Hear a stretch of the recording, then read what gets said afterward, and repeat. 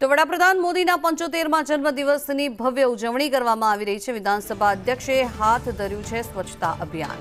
Gandhinagar bus depot ખાતે સ્વચ્છતા અભિયાન કરવામાં આવી રહ્યું છે, ત્યારે વિધાનસભા અધ્યક્ષ શંકર ચૌધરીએ પણ સફાઈ કરી। ગાંધીનગર કમિશનર અને મનપાના અધિકારીઓ પણ તેમાં હાજર રહ્યા।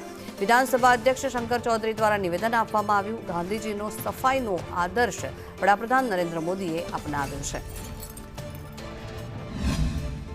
બેટી બચાવો અભિયાન હોય, શિક્ષણમાં શાળા પ્રવેશ ઉત્સવ હોય, જળ સંચયનું કામ હોય, વૃક્ષારોપણનો એક પેડ માં કે નામ હોય કે સ્વચ્છતાનું કામ હોય અથવા સ્વદેશીપણાની વાત હોય, તો બધા કામો પ્રજા માનસે ઉપાડી લીધા।